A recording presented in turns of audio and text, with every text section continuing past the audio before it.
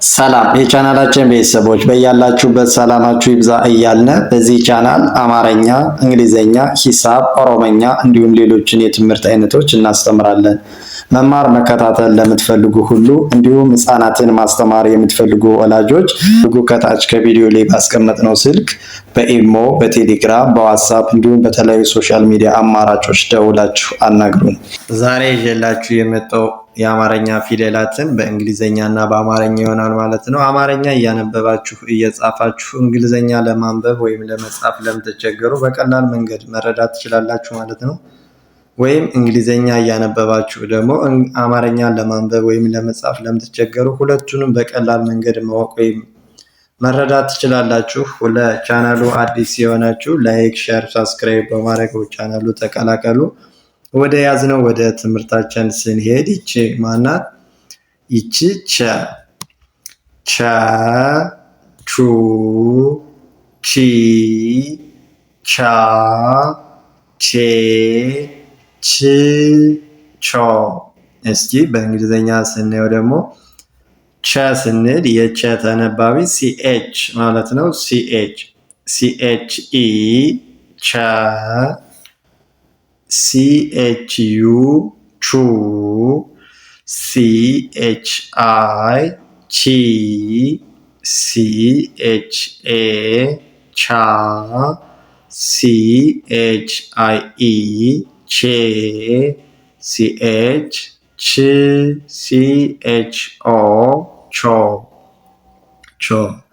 ያው ስናነበው እንግሊዘኛው ደግሞ ቸ ቹ ቺ ቻ ቼ ች ቾ ብለን መጻፍ ቻለ ማለት ነው።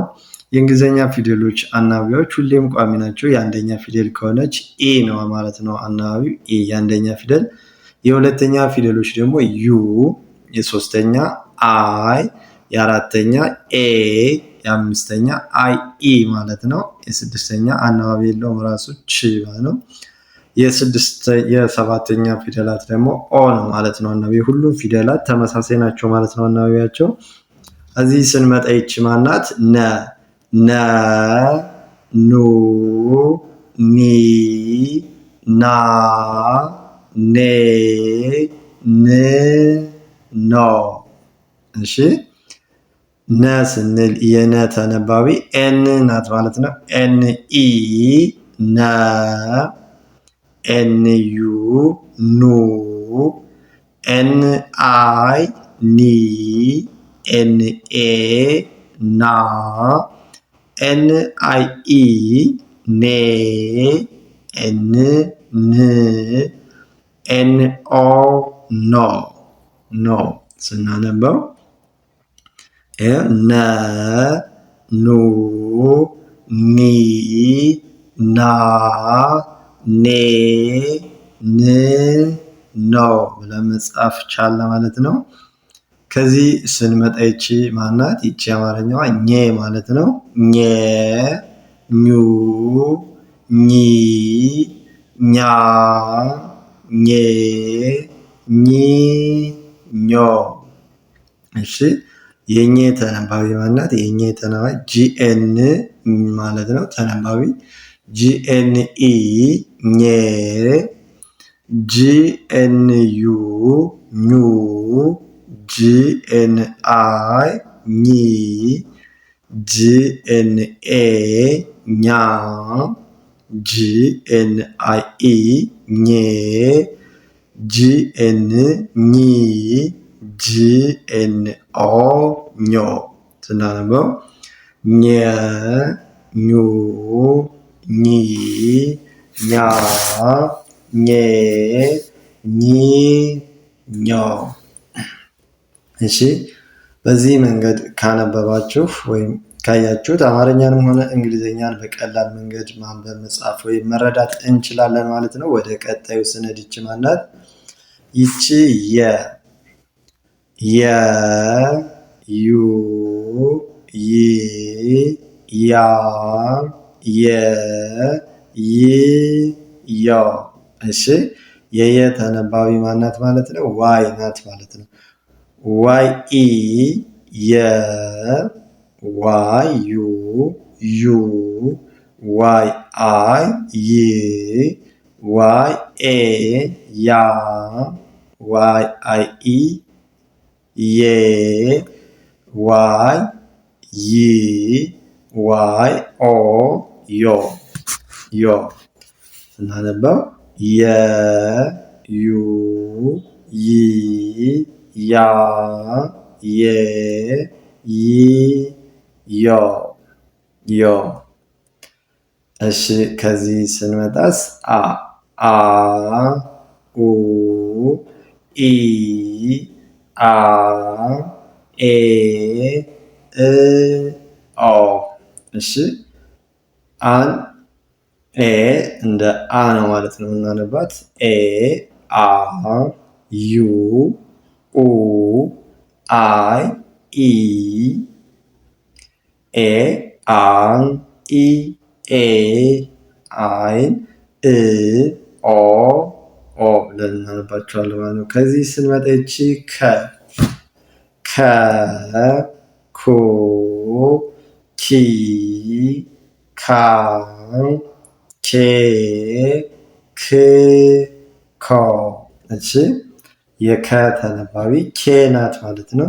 ኬ ኢ ከ ኬ ዩ ኩ ኬ አይ ኪ ኬ ኤ ካ ኬ አይ ኢ ኬ ኬ ክ ኬ ኦ ኮ ኮ። እሺ ከዚህ ስንመጣ ይቺ ማለት ይቺ ወ ወ ው ዊ ዋ ዌ ው ወ።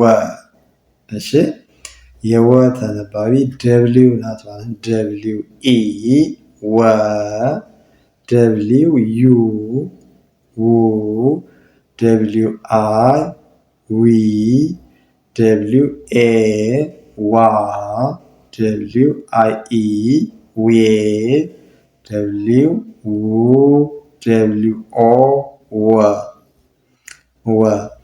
ከዚህ ስንመጣ ይቺ ዘ ዘ ዙ ዚ ዛ ዜ ዝ ዞ። እሺ የዘ ተነባቢ ማናት ማለት ነው። የዘነ ተነባቢ ዜድ ዜድ ኢ ዘ ዜድ ዩ ዙ ዜድ አይ ዚ ዜድ ኤ ዛ ዜድ አይ ኢ ዜ ዜድ ዝ ዜድ ኦ ዞ።